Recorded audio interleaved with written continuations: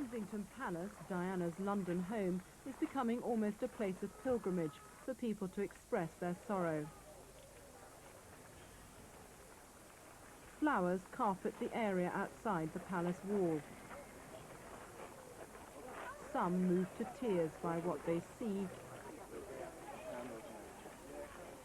Others move to prayer. She was so beautiful, so good-humoured, good-natured. I just felt it was my duty to come down and pay my respects. Remember, as somebody who wasn't ashamed to come up with something for the benefit of people, looking after people infected with HIV, touching lepers, not popular causes, and I admired her. It's easy to knock people down, but it's the good that lasts much longer than the bad, and I think, you know, her failings, her weaknesses were human ones that we could all relate to, and just the overwhelming amount of good and happiness, I think, that she gave to so many people, really. Also, I think the amazing potential that, you know, the right person in the job, if you like, for the monarchy, you know, she has shown that with the position the monarchy has given her, she can do a lot of good. Since early morning, there have been similar scenes at Buckingham Palace, another focal point for the grief felt across the capital. Flowers too at Harrods, which opened its doors to the public this morning. Books of condolence too have also been opened there for Diana and Dodi Fayed, the son of Harrods owner Muhammad Al Fayed. Dodi's funeral has already taken place, the Muslim custom being to bury the dead as soon as possible. Windsor Castle is also seeing tributes from people still stunned by the news of the princess's death. Her friendliness, the way her tactile, touching people, she wasn't ashamed to touch people. I just thought she was wonderful, and I think it's a very big loss to the country.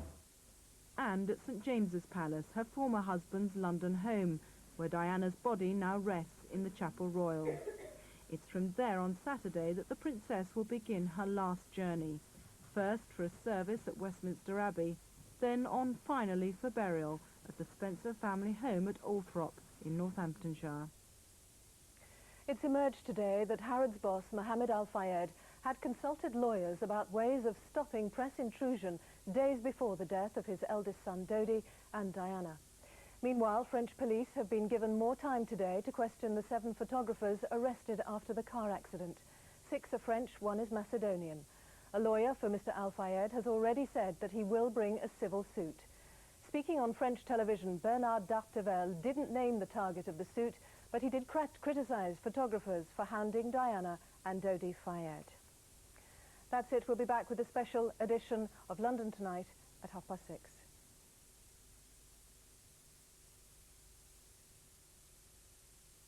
Again this morning have suggested that he was a security man from the Ritz Hotel and that he was not Dodi Fayed's regular driver. Some reports have suggested that if that was the case, he may well have been inexperienced at handling this particular car, a very large Mercedes. Mercedes themselves have said that it was an armoured car and the extra weight might have made it more difficult for an inexperienced driver to handle. So lots of speculation as to what may or may not have gone on, but the suggestion that the reports that he had more alcohol in his bloodstream than he should have done clearly will alter the complexion of the investigation. So where does this leave the paparazzi who are being held in custody in Paris? Well, it still leaves them for the moment certainly in custody. There were suggestions at lunchtime that the prosecutors were considering charges against at least some of them, possibly of manslaughter, possibly of failing to cooperate with police officers at the scene, or possibly of failing to assist somebody injured in an accident, again an offence in France. Clearly if someone stopped to take a photograph, they shouldn't have done that. They should have helped the princess or Dodi or the driver. But at the moment we are not aware of any charges being placed against the photographers, but they for the moment remain in custody. Clarence Mitchell, thank you. Throughout the day, people have continued to gather in their thousands at the royal palaces to pay their respects to the princess. At St James's Palace, mourners are writing their own personal tributes to the princess in special books of condolence. Our correspondent Duncan Kennedy joins us from St James. You've been inside, Duncan. You've seen what people are writing? We have. We've just been in on a press facility. A number of press photographers and camera crews have just been allowed into this room. It's called the Long Corridor, and that's about what it is, a long room of about 30 metres, red carpet, red curtains, and you have these 5 tables lined up along one side of the wall where the windows are, and there's a very sedate, ornate queue, if you like, of people taking their turns one at a time to go to these tables and write in these books. We've just been given some very interesting facts by the palace authorities here. For instance, something like 70 people an hour are now queuing to go and put their names in these books. And one interesting thing, the books will be open 24 hours a day, all the way through until midnight on Friday. It won't be open on Saturday on the day of the funeral, but it will be open all the way through between now and then. And one other interesting fact, the palace have got their own website on the computer, and they think something like 50,000 people have left their own messages of condolence on that computer website. So an extraordinary response from the people here. If I can just read you a couple of the messages that have been put in today, a couple we were allowed to see. For instance, one said simply, "To Diana, I hope you'll be happy in the only place you'll get peace and privacy." And one other one, which I made reference to earlier on, it looks like it's the handwriting of a small child, virtually a scrawl, but it's clearly a child's writing, simply with the words, "Bye-bye, Diana." So lots of people coming. A wait, I'm afraid, of about 4 hours in this queue. You might just be able to see it over my shoulder. It goes back down this road, and then again right the way down the Mall, virtually to Trafalgar Square. So about a 4-hour wait, but at least the palace authorities are going to keep these books open for 24 hours. So once people get in these queues, they know eventually they will get through and be able to sign those books. Duncan Kennedy, thank you. And that's it. More news at 6 o'clock over on BBC One.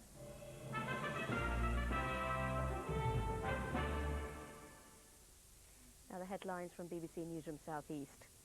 As the death of the Princess of Wales continues to have its impact, tributes are being paid in and around the capital. Flowers are still arriving at London's royal palaces, and traders at the stock market and Lloyd's stood for a minute in silence. Buckingham Palace has announced that the funeral will be held on Saturday.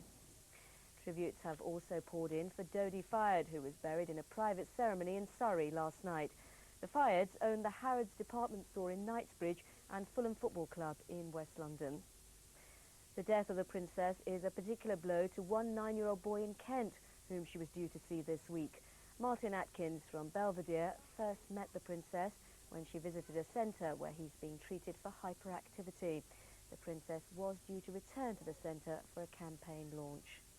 And that's it for the moment. We're back with our main programme on BBC One after the 6 o'clock news. But now look at the weather forecast, and that's with Peter Cockcroft. Hello again. We've got some more wet and windy weather waiting in the wings. It's this little area of low pressure we're keeping an eye on. It's going to bring its wind and rain to northern and western parts of the British Isles through the next 24 hours. In fact, it's those areas where we've got some rain at the moment, mainly showery, light showery rain, and many of those showers will disappear through the evening, with the wet and windy weather coming onto the western side of the British Isles overnight tonight. It'll gradually spill in across Scotland through the day, particularly heavy rain on the western side of Scotland, Northern Ireland, and some of that wind and rain making inroads across the Irish Sea. But central and eastern parts of England, for the most part, staying dry tomorrow, although the sunshine will be turning increasingly hazy. But nevertheless, temperatures in eastern England up to 21 Celsius.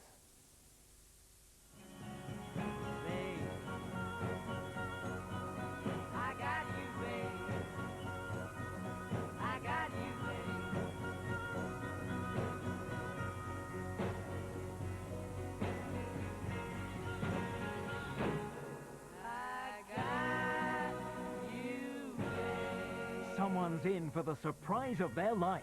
Returning for a brand new series, This Is Your Life, tonight at 7 on BBC One. The Kitchen Time has come out again for a new series of Ready Steady Cook in 25 minutes.